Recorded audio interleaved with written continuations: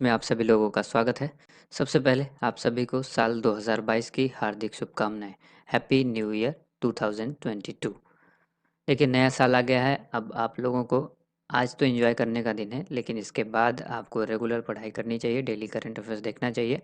और जितने भी एग्ज़ाम आपके आ रहे हैं उन सभी के लिए हमारा जो पिछला करंट अफेयर्स है, जो जनवरी से लेकर दिसंबर महीने तक का करंट अफेयर्स है, उसके लिए एक आपको वीडियो, डेडिकेटेड वीडियो आपको मिलेगी बहुत जल्द, जो कि मैराथन वीडियो होगी करंट अफेयर्स की।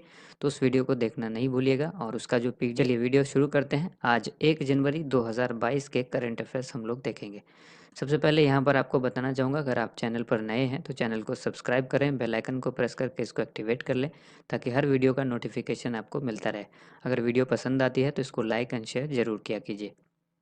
देखिए शुरुआत करेंगे हमारे डेली मोटिवेशनल कोट से।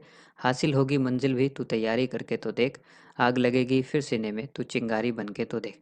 तो आप सबको चिंगारी बनना और चिंगारी बनाना हमारा यानी। तो चलिए शुरू करेंगे कल के चिंगारी प्रश्न से। कल हमने सवाल पूछा था, हाल ही में डीआरडीओ ने सतह से सतह पर मार करने वाली किस बैलिस्टिक मिसाइल का सफल परीक्षण किया है? तो इसका आंसर हो जाएगा, करेक्ट आंसर ऑप्शन ए, प्रलय। ठीक है।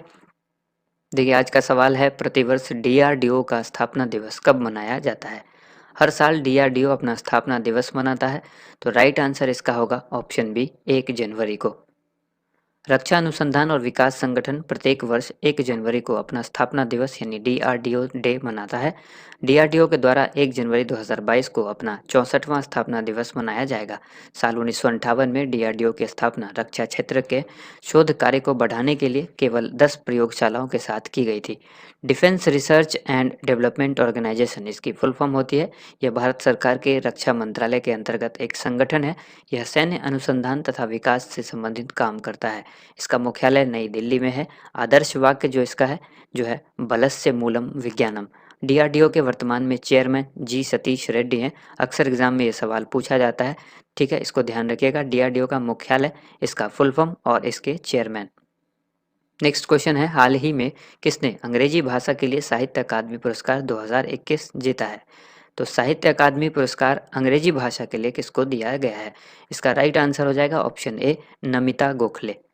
नमिता गोखले ने अंग्रेजी भाषा के अपने उपन्यास थिंग्स टू लीव बिहाइंड के लिए साहित्य अकादमी पुरस्कार 2021 जीता है। बहुत ही इंपॉर्टेंट सवाल है, आपके एग्जाम में ये सवाल देखने को ज़रूर मिलेगा। साहित्य अकादमी के द्वारा वार्षिक साहित्य अकादमी पुरस्कार की घोषणा 20 भाषाओं में की गई है। बाद में गुजराती, मैथिली, मणिपुरी और उर्दू भाषाओं में पुरस्कारों की घोषणा की जाएगी। साहित्य अकादमी पुरस्कार की स्थापना 1954 में की गई थी। यह 24 भाषाओं, 8वीं अनुसूची में उल्लिखित 22 आधिकारिक भाषाएं और राजस्थानी और अंग्रेजी ये एक्स्ट्रा है, तो टोटल मिलाकर 24 भाषाएं हो गई।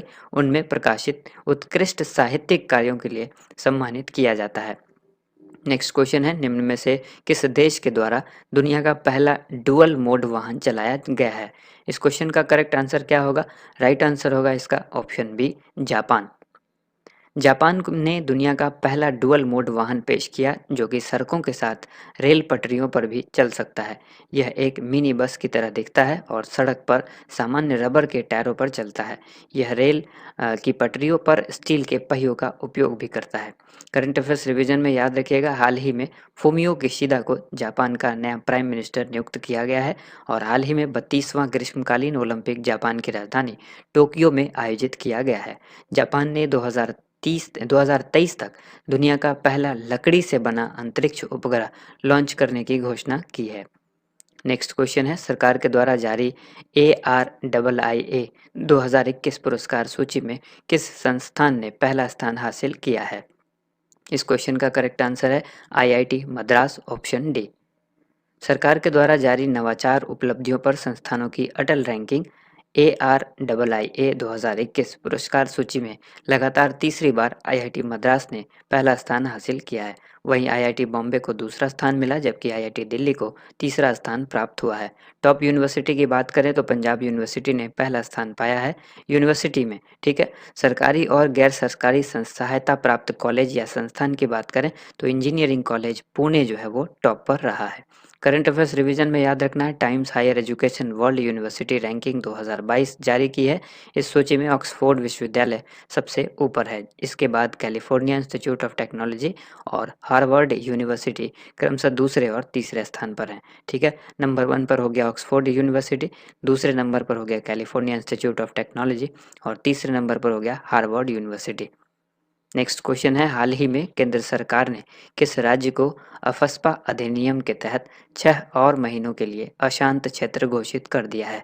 इस क्वेश्चन का करेक्ट आंसर होगा ऑप्शन बी, नागालैंड। ठीक है, अफस्पा यहाँ पर आप सबको मालूम होना चाहिए AFSPA, जिसको armed force special power acts बोला जाता है।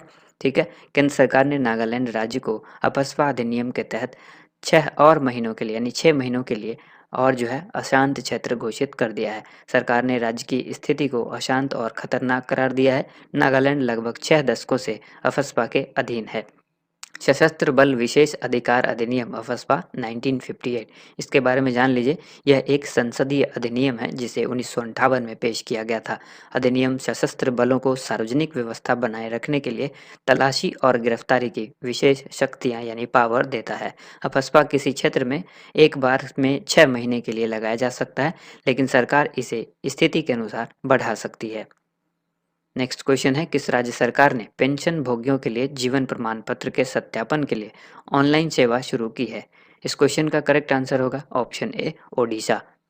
ओडिशा के मुख्यमंत्री हैं नवीन पटनायक। उन्होंने राज्य सरकार के पेंशन भोगियों के पहचान के सत्यापन और जीवन प्रमाण पत्र जमा करने के लिए एक ऑनलाइन सेवा शुरू की है।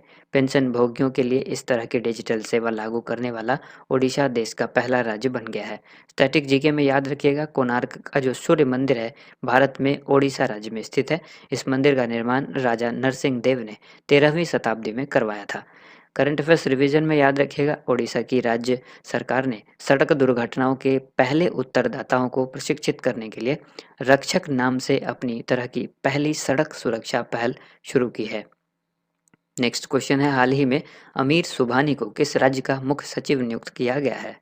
फोटो में आप देख रहे हैं अमीर सुबहानी, इनको किस राज्य का मुख्य सचिव नियुक्त किया गया है? काफ़ी इंपॉर्टेंट सवाल है। अगर आप बिहार के किसी एग्जाम में अपेयर हो रहे हैं तो आपको ये सवाल याद रखना होगा। ठीक है, आंसर हो जाएगा बिहार, ऑप्शन बी। बिहार सरकार ने भारतीय प्रशासनिक सेवा के 1987 बैच के अधिकारी अमीर सुबहानी को प्रदेश का नया मुख्य सचिव नियुक्त किया है। वे निवर्तमान मुख्य सचिव त्रिपुरारी शरण की जगह लेंगे। हाल ही में वरिष्ठ IAS अधिकारी दुर्गा शंकर मिश्रा को उत्तर प्रदेश का नया मुख्य सचिव नियुक्त किया गया है। हाल ही में आंध्र प्रदेश सरकार ने भारतीय प्रशासनिक सेवा के अधिकारी समीर शर्मा को राज्य का नया मुख्य सचिव नियुक्त किया है। स्टैटिक जीके में याद रखना है, महाबोधि मंदिर बिहार के बोधगया में स्थित है और महाबोधि मंदिर भगवान बुद्ध की ज्ञान प्राप्ति के स्थान पर स्थित है। गौतम बुद्ध को फाल्गु नदी के किनारे पीपल के वृक्ष के नीचे ज्ञान की प्राप्ति हुई थी। नेक्स्ट क्वेश्चन है, किसे जेनेवा में संयुक्त राष्ट्र निरस्त्रीकरण सम्मेलन में भारत के अस्थायी प्रतिनिधि के रूप में नियुक्त किया गया है?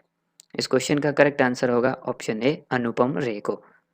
भारतीय विदेश सेवा यानी IFS अधिकारी के 1994 बैच के वरिष्ठ राजनयिक डॉक्टर अनुपम रे को जिनेवा यानी स्विट्जरलैंड में संयुक्त राष्ट्र निरस्त्रीकरण सम्मेलन में भारत का अगला अस्थायी प्रतिनिधि नियुक्त किया गया है। अनुपम रे IFS अधिकारी डॉक्टर पंकज शर्मा का पद संभालेंगे।